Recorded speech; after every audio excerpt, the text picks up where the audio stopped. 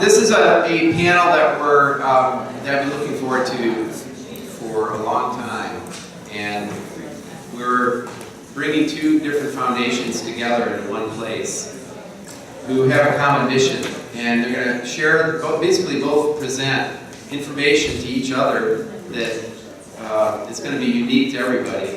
You're going to see some of this stuff for the first time, and they may or may not ask you for their lasers, but their mission is critical, and it's very interesting and fascinating, and so I hope that you will provide feedback. This is a rare opportunity for you to do that. So I'm going to turn it over to Claire Green of Parents' Choice Foundation, and Claire is going to take us to the next step. Claire? Are we still awake? I can't even reach this, but it doesn't really matter. We have some really, really interesting people, and I don't say that lightly because they're fascinating human beings. And what I've learned from speaking with Lainey Franks, who I called Lindsay for about 3 days, and Stephanie and Tinsley Gaylean, because I've mispronounced his name, is that so many of us, and I say this full disclosure, so many of us work with our heads down, focused on our own work, and we forget to look all around the viewfinder, or just look around the world and see who really needs this work. Who will benefit by the hard work that you all do in developing the apps. And these three people and their teams have started some programs that are probably based on their data, which is really, really interesting. They will change the world. They are out to make sure that, in the case in Tinsley and Stephanie's case, to help 170 million children around the world become literate. Not by tomorrow afternoon, but we'll get there. Next week. And Lainey's work with the Breteau Foundation in so many different countries will be working not only on literacy, but numeracy, critical thinking skills, and curiosity, creativity. Okay. All right. I have nothing else to say. Tinsley and Stephanie will start.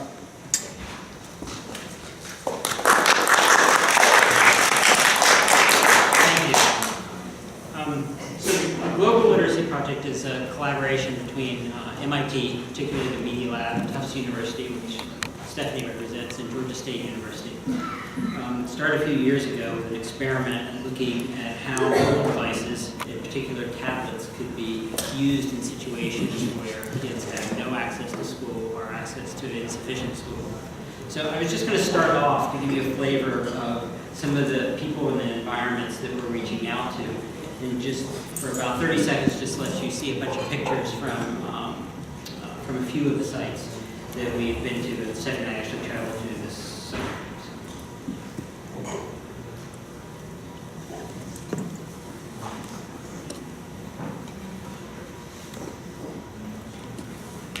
Where are we? This is Ethiopia. This is one of the rural villages that's about 10,500 feet. This is another one that's in the bush. They walk 10 kilometers to water every day. There's no electricity in either village. These are the urban slums of Uganda, just outside of Kampala. You get a sense of how they live. This is a woman turned her house into a preschool to service some of the kids. In South Africa, this is a school in KwaZulu-Natal, north of Durban. 15 classrooms, opens onto a courtyard. That's the school. 50 to 70 kids per classroom. No matter how good and how committed the teachers are, there's really no help that they could actually teach that many kids. So we started with a kind of simple question, which is, in these kind of really astounding environments, can children use a mobile device to kind of learn on their own? So what we started with was we actually loaded up the tablets with a series of apps that were curated and some that we developed. And we equipped the tablets with the ability to track data. And we did assessments pre and post. And we gave the tablets to the kids, and we didn't even tell them how to turn them on. Okay? I'm just going to show you a few video clips of what happened.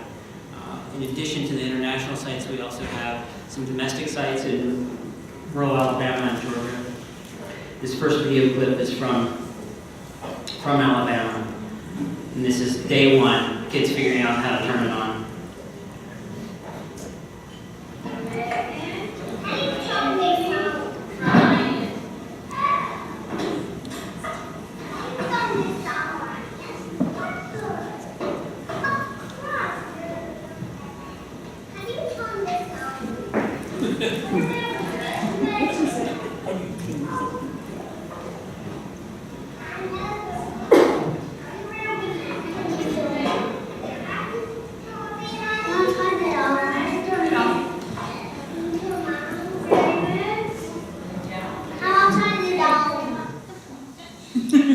So from day one, you see them starting to collaborate with each other, looking at each other to figure out how to even just turn it on before they even use it. This is day one in Uganda.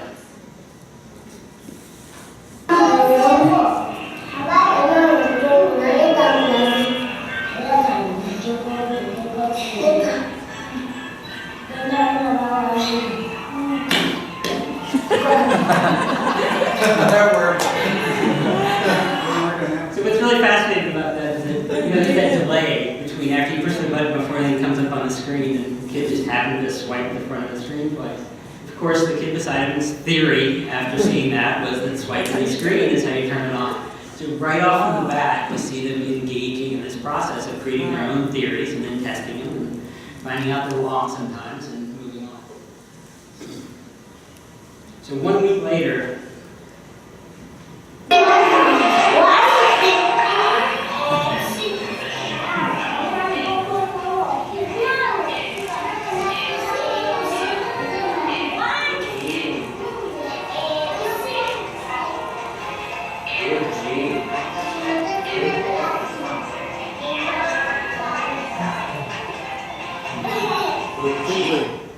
What's the primary language in Uganda? Well, Ugandan, but English is aspirational and all education is done in English after a certain age. We strategically chose sites around the world for this first round of deployments where that was indeed the case. We didn't want to be in a situation where we were forcing a language that was inappropriate on the population. In Uganda, it's actually kind of crazy because this isn't a preschool. The kids are actually tested at 6 years old, and based on how well they do at 6 years old determines what school system they go into. It effectively sets their course for the rest of their lives. So, and the test is in English. Okay. Oh boy.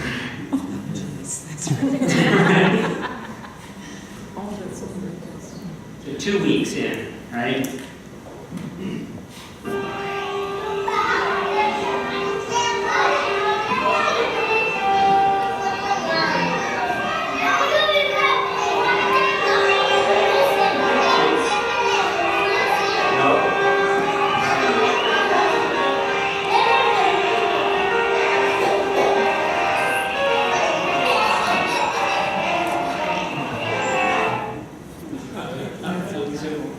What you immediately see from this is that it's not about the kids running off with their own screens and using it by themselves. It's very collaborative.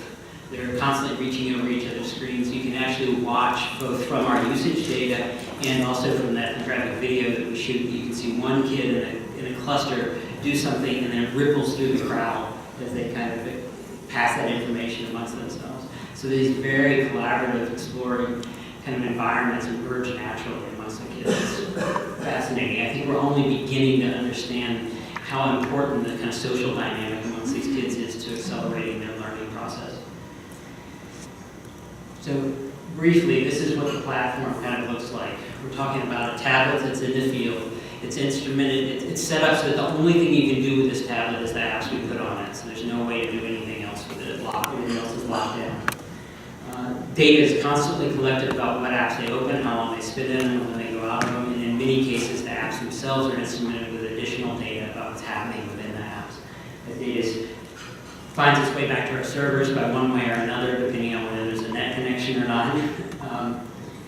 And then that we can quickly iterate and analyze that and push updates back out. So it creates this great kind of research environment where we can rapidly try things and push it, change things out, see what's happening, both from educational impact and engagement impact. Where are we right now? We have 12 deployment sites around the world, 500 tablets in the field right now. It's reaching about 1,100 kids. In the remote villages, it's kind of one-to-one. In the school systems, the same tablets might be used by different groups of kids at different times of the day, but it's always, one kid always has a tablet when we're sharing the tablet. We have about 150 apps and ebooks on there, and to date we've collected a little over a terabyte of usage data. Okay. I won't go through this in detail. This just gives you an idea of where some of our sites are. I will point out the fact that on the right-hand side, you'll see that there's different types of environments. There's environments where there's no school at all, no hope of school being there in these kids' lifetimes. There's under-resourced schools, like in South Africa. There are community centers where kids are coming to those. That's the case in our Bangladesh deployment. And then in the U.S., we have deployments in Early County, Georgia, and Roanoke County, Alabama. And in those situations, we're looking at under-resourced schools. And in Roanoke County, it's a situation where there is no preschool program, and kids come to the kindergarten woefully underprepared. Like with oral vocabularies of like 400 to 500 words, as opposed to the 5,000 to 10,000 that our kids would have by the time. So, I'm not going to pull up all of our results right now, but I'll give you the highlights. And if anybody wants, we can talk about it in more detail. The reality is that we're shocked by how fast kids are learning this way. The early literacy skills, which is what we're measuring, that's what we're looking at, are increasing at a very steep rate within only 3 to 5 months. So, it's letter knowledge, vocabulary, basic early literacy skills. And we're finding that those results are consistent across all the different social and cultural situations that we're testing in. So what we feel like we've kind of stumbled across is kind of a new way to think about learning. It really, I believe, activates the curiosity of the kids in a way that empowers them to kind of drive their own learning experience. I think we all know from our own personal anecdotal experience that the things that we remember learning the fastest and learning the deepest were the things that were driven by our own interest and our own curiosity. And what we think is happening here is that that's actually naturally emerging by giving these tablets to the kids and letting them explore on their own. So, what's next? UNESCO estimates it's a little under 800 million illiterate people on the planet today. It's also been estimated that if you could bring 170 million of those into this level of literacy, which is a very basic level of literacy that they use, can somebody write 3 simple sentences about who they are and where they're from, but the follow-on effect would be a 12% reduction in rural poverty. I don't completely understand how UNESCO made that correlation, but based on what we're learning, we think there's a real shot in our lifetime if we can mobilize enough people at actually pulling 170 people into literacy through a platform like this. And then we can test this theory.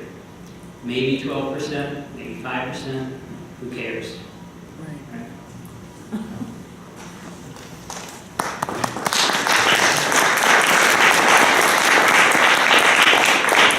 So my name is Stephanie Gottwald, and I'm from the Center for Reading and Language Research at Tufts University. And our role in this project is to serve as the curators of the content. And our background is not in technology, but rather in reading science and educational psychology and the neuroscience behind reading. And based on that research, we know that every single child, whether they're from Uganda or Cambridge, Massachusetts, starts out at kind of the same place when they have to learn how to read, which is they have to create a whole new circuit in the brain to learn a cultural invention that their brain is not really set up to do.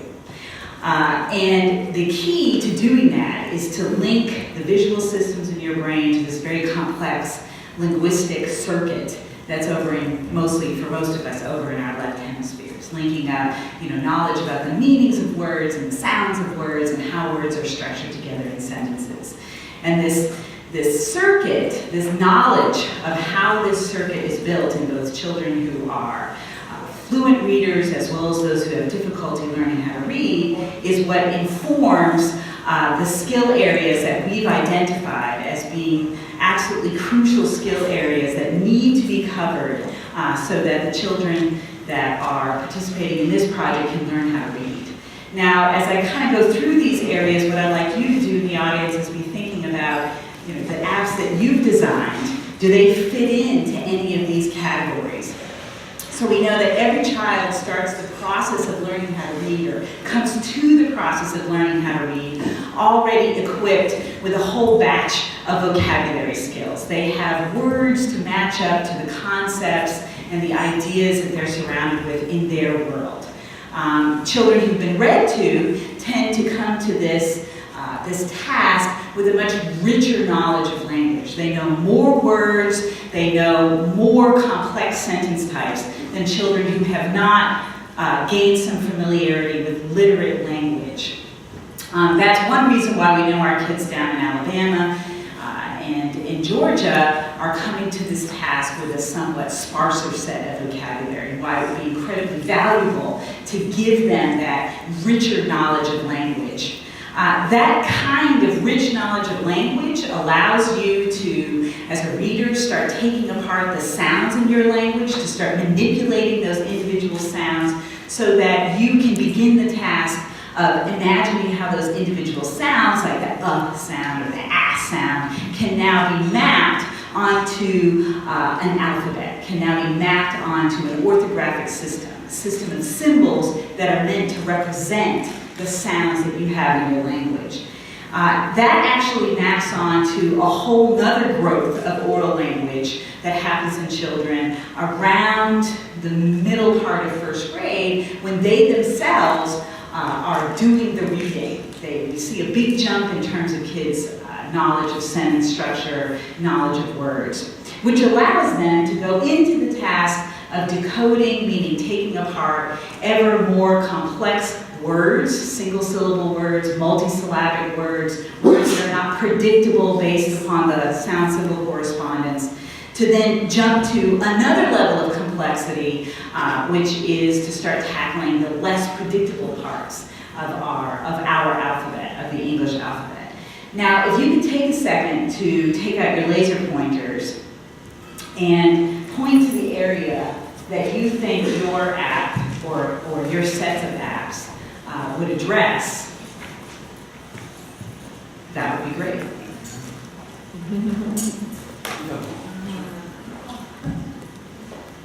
So we've got some of you in the audience believe that you're like maybe traveling around these areas. That means I have all of them. That means, that's right, you're covering all of them. That's great. I see hands going. That's right. That's right. That's fantastic. What we've done with this information, this knowledge of what it takes to learn how to read, is we have examined the apps that are out there, that are available, that we have access to, and we have found that in general, only about 20% of the skills that you need to gather in order to be a really competent reader are fully represented out there in the app market, or are available for us to use on this platform. I think we did mention that we are using Android, which we can talk about why later. So that means that there's an enormous opportunity for apps to be created that would not only address the needs of the kids that we see, but undoubtedly address the needs of your customers, or of the people who are already in the market for buying your apps. I think it was, I'm not sure if it was Warren or David who said, if I see another app that says something about letters and colors and shapes, there's, the market is overrepresented with apps for the easies, or the seemingly easy stuff that kids need to learn. It's tough to create an effective app to teach kids about complex language skills. It's hard to create an app that teaches kids how to decode really complex words. That's why we want to put a platform out there that allows us to figure out how to do that. How can we get kids to acquire those skills. So when Tinsley mentioned that we're constantly collecting data on the apps, and one aspect of data that we're collecting is just bare usage data. It's amazing to us how even just the simple behavior of what children choose when they get onto the tablet is incredibly informative. So here's just a listing of a small subset of the apps that are offered on the tablet presently. And I wonder if you might also take your laser pointers and maybe make some predictions as to what you think are the most highly used apps on the system. So we see a story, music, painting, colors, a lot of clustering down here. Well, I'm going to tell you that this list is actually presented in order of usage. So the most highly used app is an app that's made up of several parts called Phonics Monster. That means the children spend most of their time choosing to use an app that teaches them the very basic skills about how to learn to read. Wow. And if you'll notice, there's a lot of apps in the top 10 apps that deal with some aspect of letter knowledge. But the other thing that this ordered list tells us is that there's a lot about what kids choose to play with that is really surprising to us as even the curators of apps. So for instance, this ABC toddler game contains a really, really simple app that is just blocks of letters. And all the kids have to do is just touch the blocks and it tells them the name and the sound of that app. When we first looked at that app, we said to ourselves, ooh, boring, way too simple, but you know, it's pretty clear, kind of ugly, let's go ahead and put it out there. And amazingly, the kids have used this app again and again, literally thousands and thousands and thousands of times. So there's something about that app, probably in its simplicity, that is very, and in its predictability, that is very inviting for the children, at least at this stage of their learning. The other thing that we've learned is that kids in this deployment want to be engaged. They want to engage with apps immediately. They don't seem to be interested in apps that have some character, and this is true of kids here in the US as well as kids in Uganda or South Africa. They don't seem to be interested in a character giving them some kind of directions. And amazingly, they also don't seem to be interested in ebooks that just have the option of reading to them. But rather, they want to engage with ebooks that have something for them to do, have something for them to touch. And finally, I think what this data tells us, and I'm sure there's a lot more, but I think the other big picture is that kids are kids. We're not seeing a really big cultural difference from Roanoke, Alabama, to Uganda, to South Africa, as to what kids want to do. And if you look at this list, kids want to play around with letters, they want to draw, and they want to color, and they want to play around with music. That's what kids want to do. We also have found that sometimes we can't, embedded in this story, is we also have a hard time predicting exactly what the kids are going to do when they get to apps. So remember that video where the kids, lined up the piano app and made this great big piano. That's behavior that we couldn't have necessarily predicted. Along those same lines, there's been some discussion among our group that the zebra paint or kids coloring, wow, should kids who have so little time to learn how to read, should they really be wasting their time drawing or coloring? Well, first of all, I would argue that playing is never wasting time. Playing is learning. But what we found from the video data is that a great deal of their time with either the zebra paint or the kids coloring app is spent practicing their letters. So freely choosing to practice writing their letters, even though there's nothing within the app that guides them to do so. So there's a lot for us to learn about what kids want to do. There's a great deal for us to learn about how we can push kids to the next level. We have a fairly large collection of apps that we have on the tablet. However, this list is constantly undergoing revision based on usage data, based on efficacy data, based on wanting to figure out okay, well, if we take away these ebooks now that they don't seem to have a lot of interest in, maybe 6 months from now when there's a big jump in their skills, we can put them back in and they'll have more interest in that particular ebook. Are those in order of use as well? These are in order of use, that's right. Thank you. So, in short, and to some, we would be overjoyed to work with any of you and to have any of your content on our platform.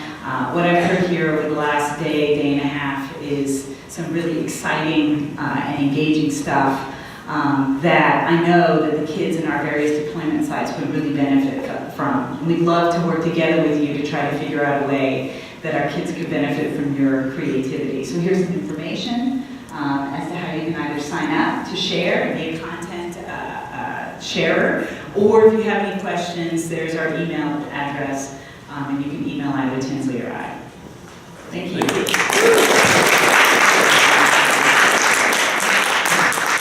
All right, so I'm Lainey, and I'm from the Breteau Foundation. The Breteau Foundation was set up in 2013 by Sebastian Breteau. He is a successful entrepreneur who's done a lot of business in developing countries. So when he decided to do something philanthropic, he decided he wanted to give back to those countries where he had done business, and decided he wanted to do it through education. So we have very, very similar objectives to the Global Literacy Project. We just come at it from a different perspective, I suppose, or different motivation in some ways, and we're at a slightly different stage. So I'll take you through how we approach things. But really it's about, Sebastian looked around and saw what's happening in education, saw the exciting things that are happening in a room like this, and said, we've got to make sure this benefits everybody, and not just children in developed countries. So how do we approach this? So like the guys at the Global Literacy Project, we curate content. We also provide the tablets. So we've piloted with iPads. We're also going to be using Google Nexus tablets. We go in and we work with the schools. So we go in and do teacher training. We're really focused on teacher engagement. We believe that it's a very important part of our program.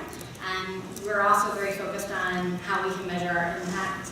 And then lastly, another thing that we do as a foundation is that we invest in ed tech businesses. So we have an annual award that I'll tell you a little bit more about at the end, because actually nominations are still open for that, but only till Wednesday. So I'll give you a little bit more information about that at the end.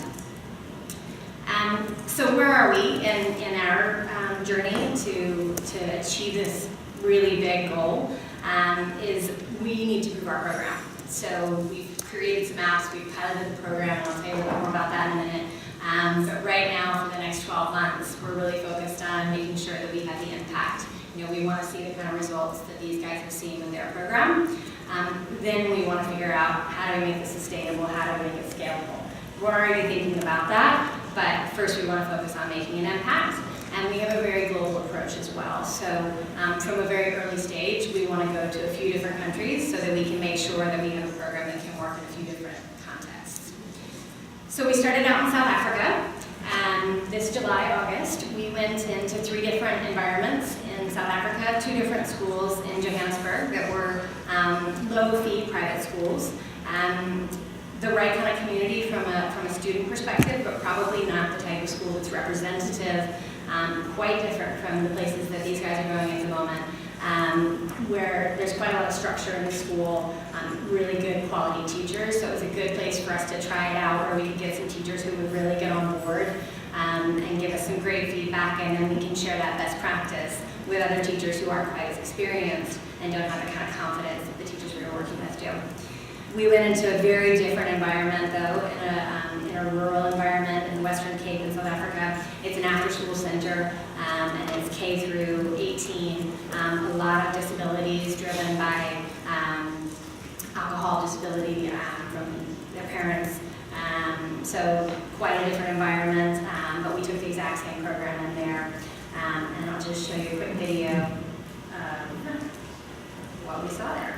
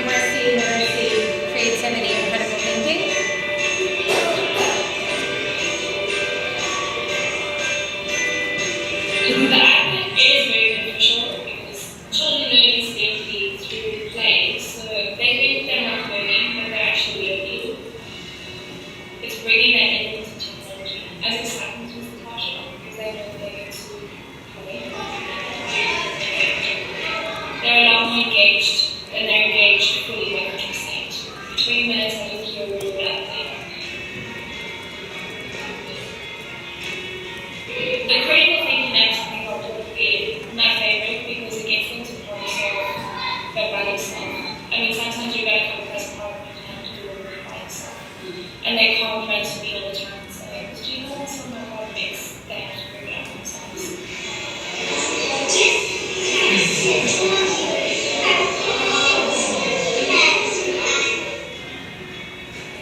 It works out of their communication skills actually. Like if they don't understand what's happening, they don't cancel it, they just use it for space.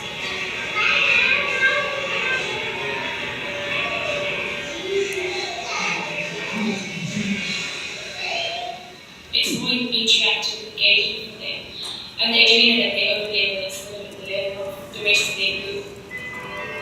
And do you think this is going to continue? Or do you think it's going to actually enhance the classroom and the instruction? Yeah. Everything that we're teaching here, it just adds more value to it. But I think it might progress a lot quicker than if they didn't have the opportunity. Are we finding a way?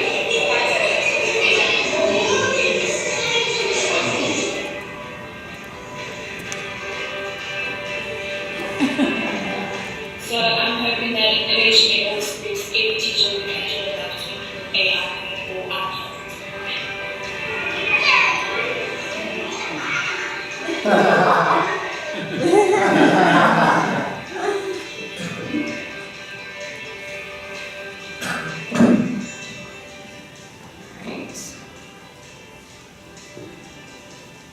Okay, so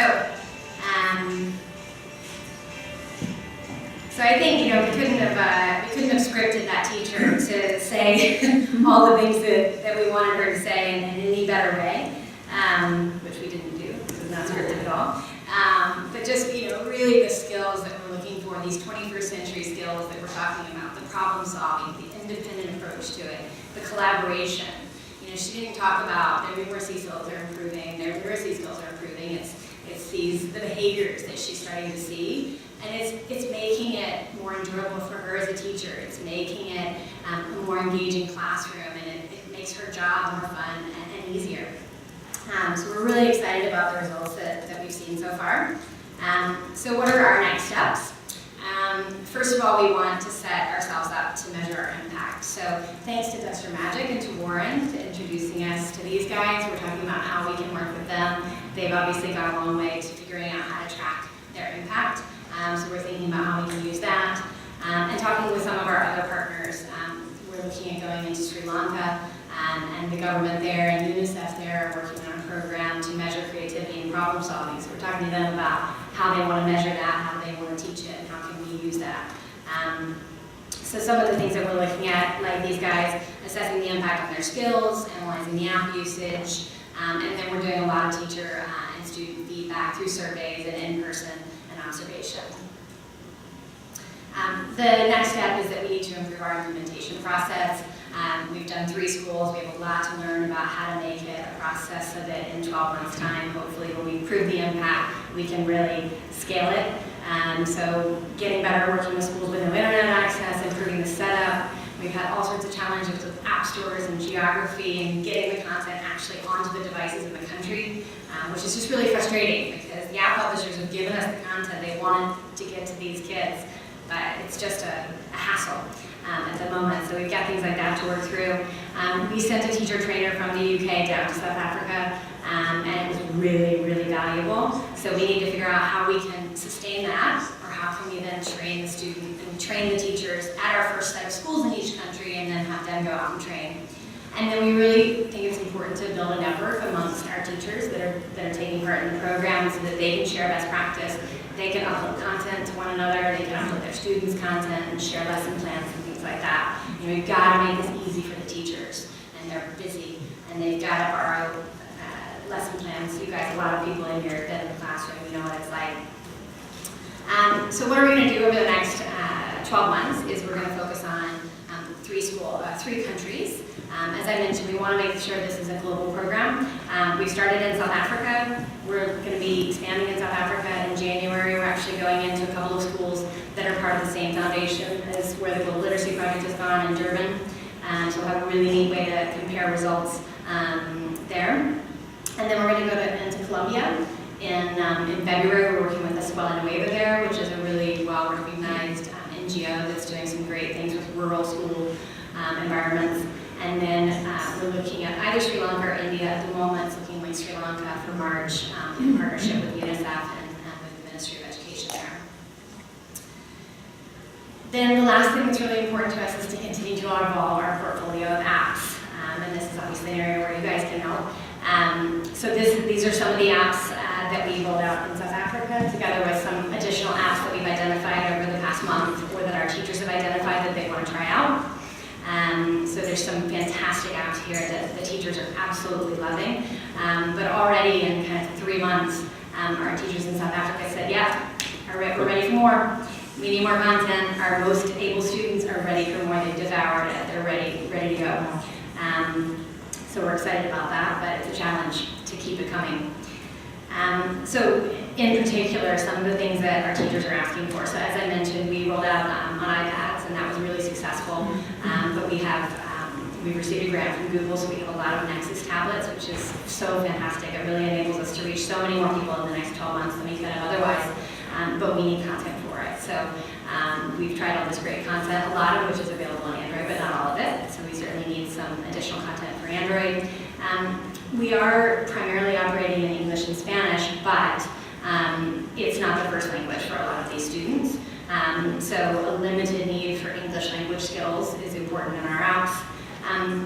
I think I've seen more that I didn't realize how focused you guys were on classrooms, but that's certainly a need for us, is ideas on how teachers can integrate these into the classroom, activities that they can do, apps that are specifically designed for integration.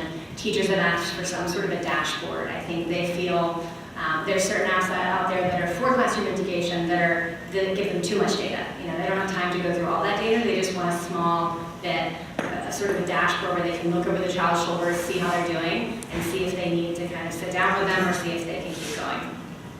We've got quite a few for our sort of, we focus on primary school, I don't know if I said that, and a little bit on getting ready for school, but we've focused primarily on grade 1 and grade 3 so far, but the schools are really wanting to expand it across the school, so we need more content for grade 4 and 5 and 6. We're adding a category called Curiosity, which we're really excited about. We've got some fantastic content from TinyBop and TouchPress for that. But any additional apps for that, particularly on Android, because we don't have an Android, would be awesome. Literacy, I think Stephanie did a good job of showing that there is a gap in literacy. We've actually partnered with an organization in South America who has what we think is a really interesting game-oriented approach to literacy that we're looking at digitizing. So we're actually looking for a partner to develop that for us. We have RFPs out at the moment, so if there's any companies that want to participate in that, please let me know ASAP. And then the last category that I think is quite interesting and something that hasn't come up a whole lot over the last couple of days to me is the idea of ethical and moral content. I think this is something in particular that UNICEF and the government in Sri Lanka have mentioned, but it's been mentioned in other countries that yes, to them, learning division and multiplication and fractions are important, but they're also really, really focused on creating students and children who can grow up and want to live in a peaceful world and who have an appreciation for the world context and have the skills and the behaviors and the attitudes to resolve conflict. And I think it's something that, I think that a lot of children's media has done a really good job of, but it's something I don't think that we've cracked yet in this space. So I think that's a challenge for all of us to think about how can you interweave this, even if it's not an ethical app, I don't think we want that. It's how do you interweave ethical messages and moral messages into the apps that we're creating. So yeah, we would also love for you guys to get involved in any way possible. Some of the things I've mentioned are the specific app categories that we need. We're also really focused on teacher training. So if app publishers have those teacher notes, we need them. If you have blogs that you like that are teachers talking about how they're using apps, which apps they're using, any of that kind of thing is really valuable for us. And then, as I mentioned, we have this equity award that nominations are due on Wednesday. The award will be given out mid-November. Tinsley is actually one of our judges, and we've got 2 other judges. One works at Google Ventures and has run Code.org in the UK, and then another woman who's on the investment side, but works for a lot of nonprofits in education. So it's a $100,000 award. It is an equity investment, and I can give you more information about that if your company is interested in that. So I think that's it. That's my email address. It's also in the program in case you don't have a chance to write it down now. Thank you very much.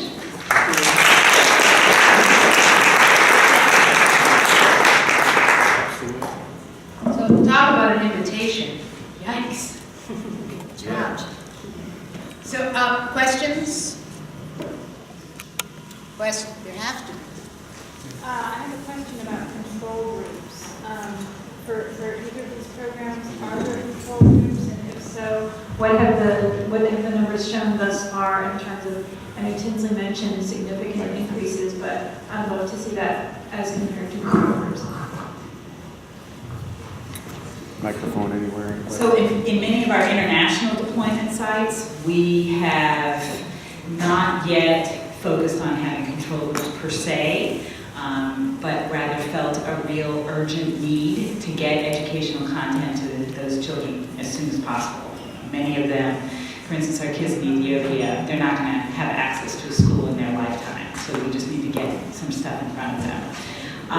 But what we're finding as we look across sites, we see very similar trends, whether the 4-year-olds are in Uganda or in Roanoke, Alabama. Now in Roanoke, Alabama and in Georgia, we do have some interesting control data showing that whether or not the kids are in a whole day preschool, full day preschool, half day preschool, or just at home but have access to the tablets, those 3 groups performed better than other children in the same region who are in a full day preschool but do not have access to the tablets. They perform better after 3 to 5 months than children who are in more church-based preschools. So in any group where they don't have access to the tablets, our groups perform better than those kids, significantly better. Yeah, we should. I see, I knew you had a question. I had a question. So I didn't see any reference to video content being integrated. Is there anything? So you mean just small video content to watch? Yeah, it's part of the... Yeah, so in our offerings at the moment, we have, for instance, a collection of kids video based on African folk tales. It's a series called Tinga Tinga, and unfortunately the kids don't really watch it. It's not that they don't watch it at all, but they don't come back to it particularly often. We don't know why, but clearly there's a very clear trend among our groups for doing stuff. And any kind of app that just involves some kind of passive watching, whether it's watching a video or listening to a book, they don't seem particularly interested. And it would be easy to think it's just because of maybe a lack of complex English skills, but the kids who are native English speakers in Georgia and Alabama, they're not interested in watching it either. Now maybe as their skills advance, maybe they'll come back to that. But at least at this stage, they don't, for whatever reason, they want to do stuff. They want to be active. Got a question back here. Yeah, I did some work with a nonprofit in Tanzania, in a rural school there, with mobile technology. And one of the problems we had was something as simple as like powering the devices. What have you guys done about electricity and solving that problem? Right. So in Ethiopia, where they're way off the grid, we actually put solar panels in the villages, and they actually charge them that way. We also have the issue of not just power, but we're trying to get data to and from them. We're trying to get data from the tablets and updates back out to the tablets. So what we did in the initial deployments is somebody actually went into the village once a month and swapped out their SD cards and the tablets. What we're doing now is we're using a small microserver that we built on a Raspberry Pi that sits at the solar charging station. It creates a small Wi-Fi network, and then somebody can come in and swap out a thumb drive, and everything's done just from that microserver. Or it can have, in India, where you have some cellular connection, it can actually have a dongle that has a cellular connection and trickle the data back to us and trickle down. And over here we have one. Hi, your work's really, really exciting. I just finished a 2.5-year project working with the What to Expect Foundation on lower literacy pregnancy guides for women in Lambertville and Lambertville.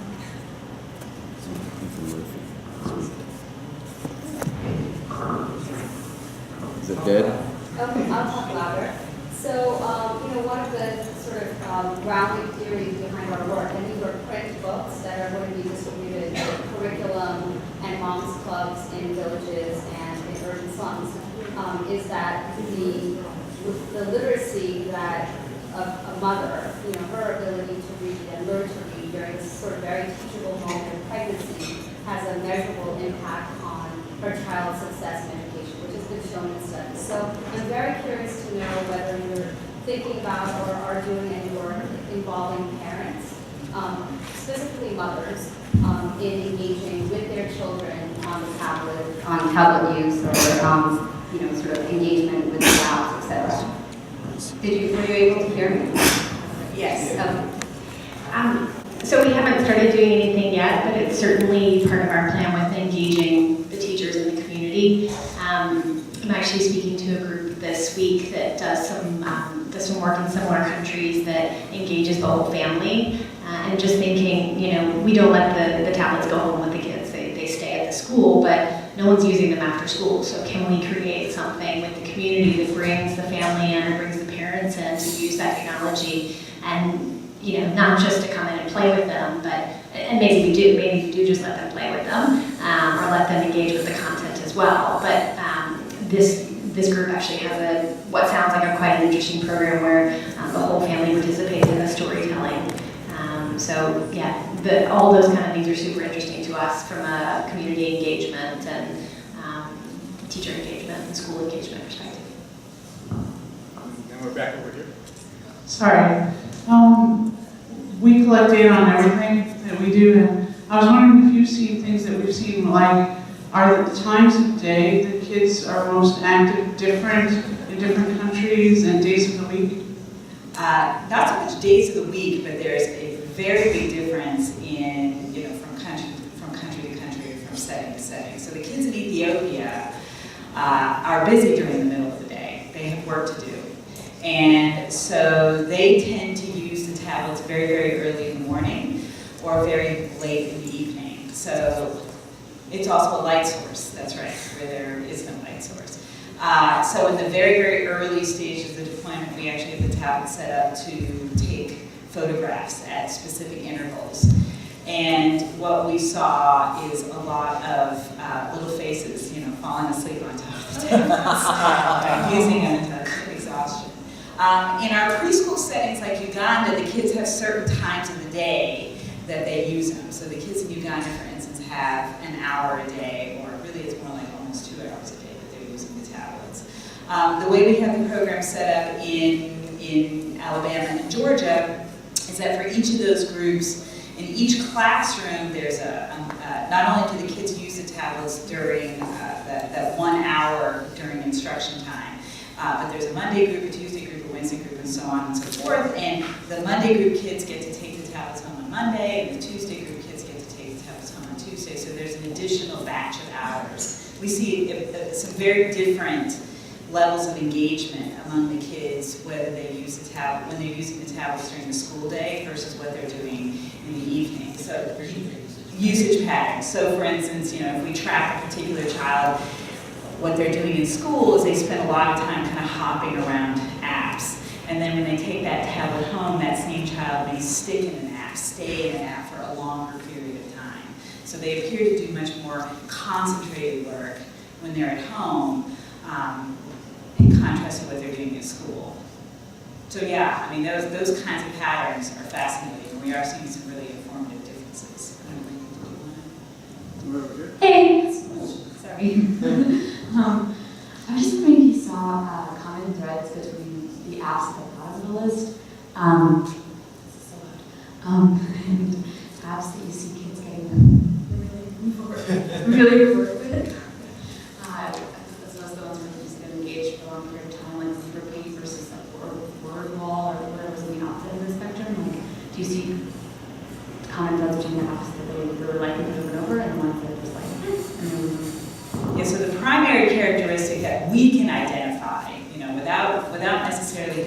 videotaping them for days on end.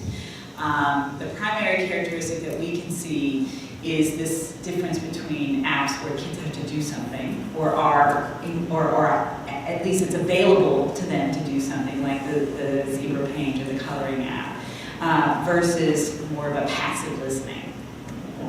Yeah, I would put it on that caveat, though, that all of our deployments are to kids who are in need of early literacy skills. So, when you look at ebooks that are just being read to you and they're not engaging in them, that may change by the time they get near the end of the literacy skills stuff. So it's within this particular demographic of people.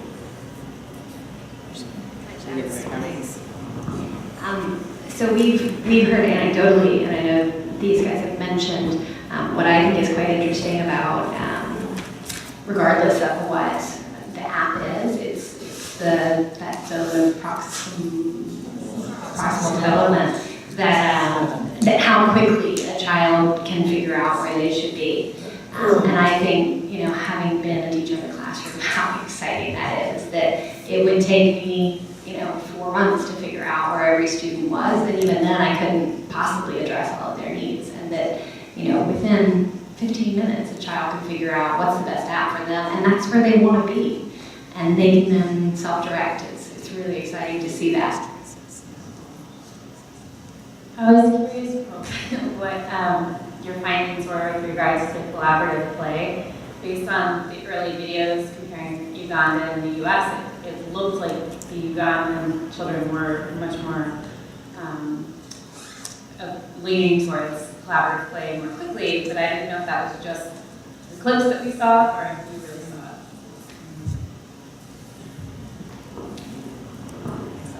I feel like I'm doing all the talking. I hope I'm not doing all the talking.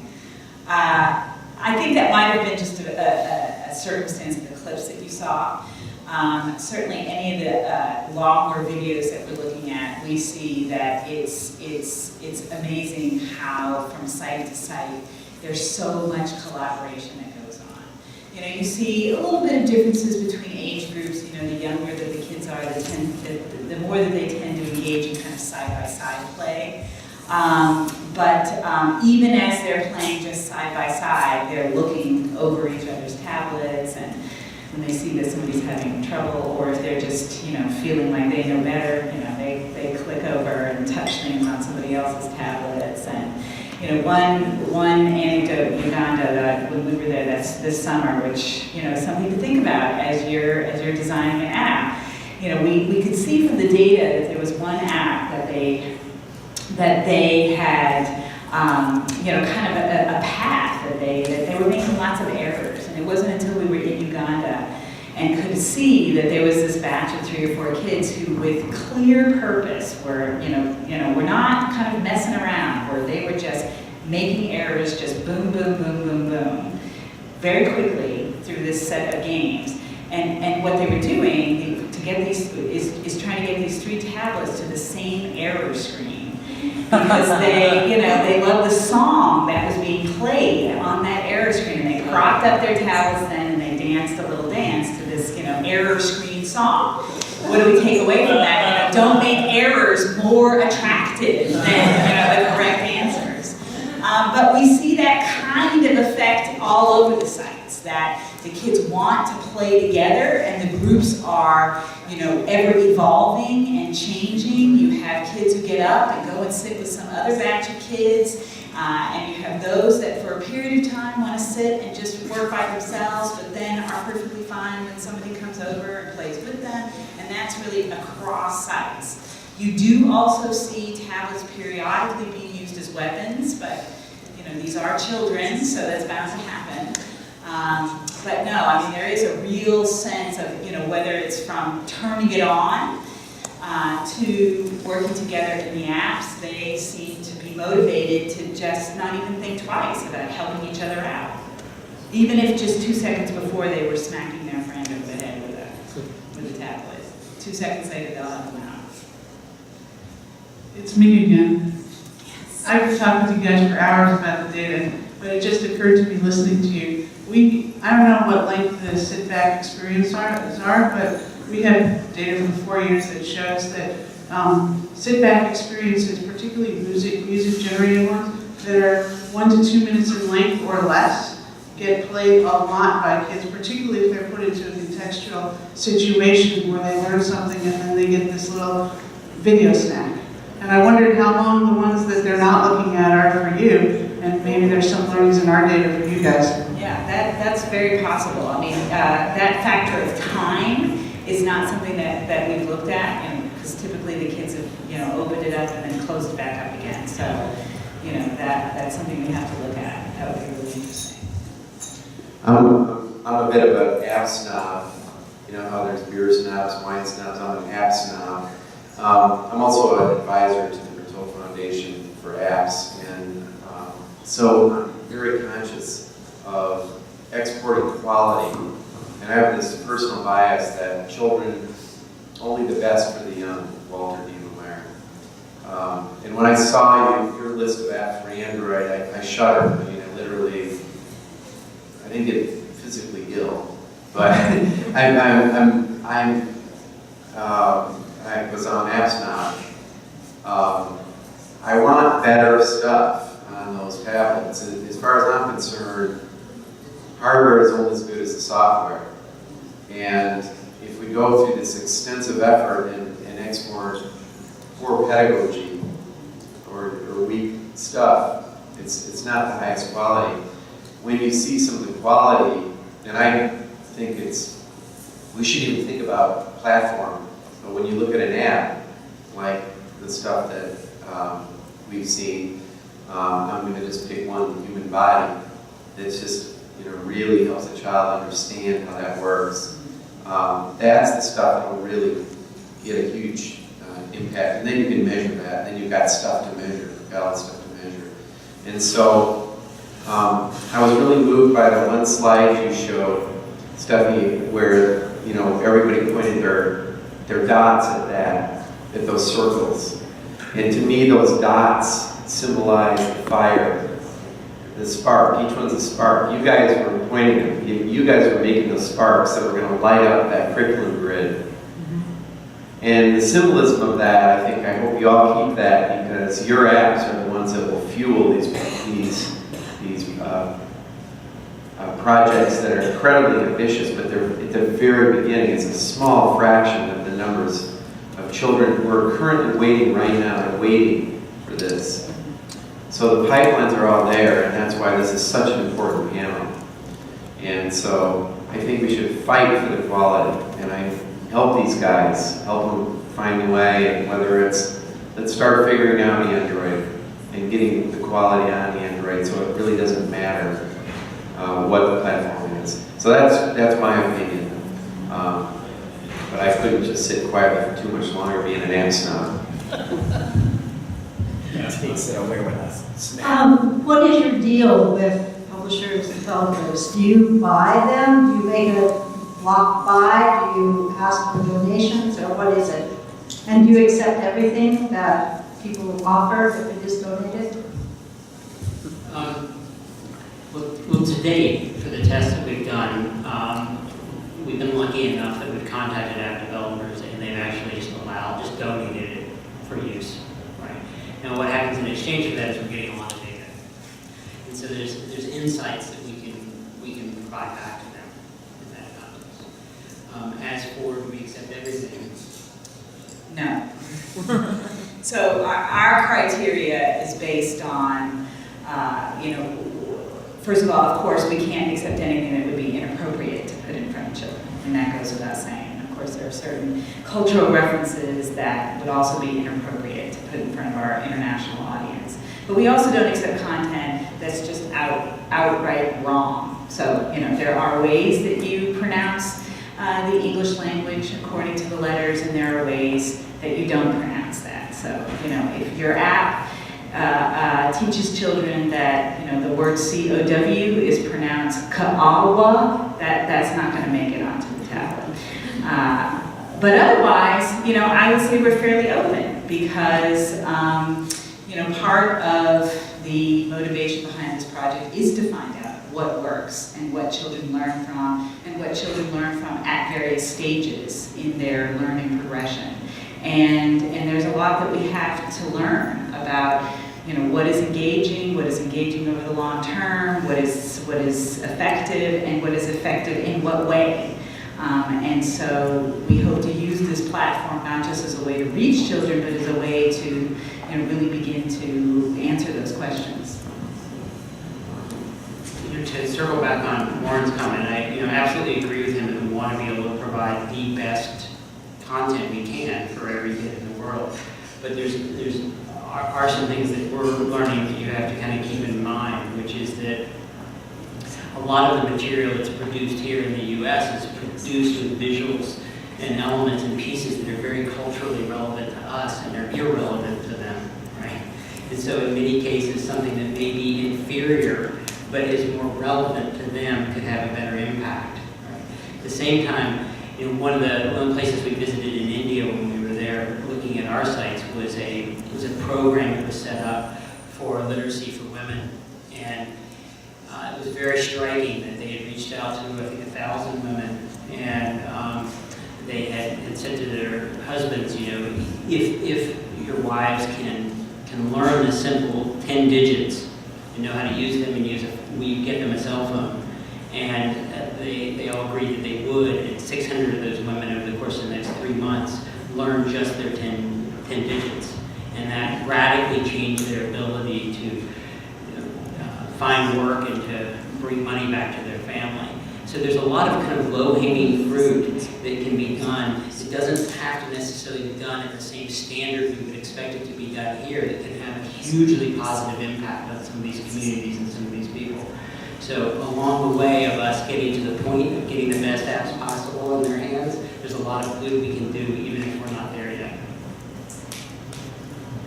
Have you looked at actually developing content specifically for your needs instead of finding apps and bringing them over there, but actually saying, let's look at the needs that are unique to these cultures and actually develop stuff? Absolutely, and I think the place where that's most relevant is, in the context that, to date we've been doing it in English because that's where most of the content is. There's just not many Oromo or Zulu apps out there. Almost none. Pretty much none in Oromo. And so, but surprisingly, because we started this project, the university in Ethiopia has contacted us and said, we would like to start doing it. We've just never done it because there was no one to give it to, right? So now we're providing, a place for it to go. So what we're finding is an excitement amongst the international community to kind of help try to make apps that are for those environments. At the same time, we're starting to explore ideas around actually crowdsourcing content in a way where kids themselves or facilitators that are working with the kids could actually help to populate certain types of apps with content that's locally developed. And I think it's a really exciting opportunity. It starts to do a couple things: solve that problem, and also create content that can actually be shared cross-culturally to create connections between different groups of kids around the world. One example of that is in Roanoke, Alabama, where we have the tablets in preschools. There's also a community of business people that have donated money and time to the local high school, and they have begun their own little app development challenge. So there are 3 groups of interdisciplinary kids at the high school. So when I mean by interdisciplinary, I mean some of them know a little bit about coding, some of them have more of an art background, some of them are better writers, and these 3 groups of kids are coming up with some really amazing content, and we're going to be on the panel to judge them in the spring, and then deploy them. And they'll be deployed not only in their own community for the kids, in their own backyard, maybe some of whom are their family, but they'll be deployed in Uganda, South Africa, India, all over the world. And these high school kids will get to see their apps being used out in the world. You should fly them here. Next year. I think we have time for one more question. The program, the agenda says 2 projects, and I'm hearing some differences, but so much similarity. Is there a relationship, and what is it? That's a great question. We're working on that. That was a stupid question. No. So, we are 2 separate projects, but thanks to Duster Magic, we're realized how much commonality we have, and I think, you know, a lot of strengths they have or weaknesses of ours, and we're exploring areas that they're not yet exploring but are interested in. So there's fantastic synergies. So yeah, we're discussing and figuring that out. I think we're definitely of the philosophy that we can work together and make more. In addition to that, someday I want to get to know Lainey well enough to hear her version of what was it? Totally close to the heart, so. When you decide you're going to take on an audacious goal of bringing 170 million people into literacy, there are no competitors. It's all hands on deck. It's, you know, anybody who can join us and help us. We want them, we need them. We're all part of a big community trying to solve an incredibly huge world problem. And if we can figure out how to do this together, then it will be astounding. So. Thank you.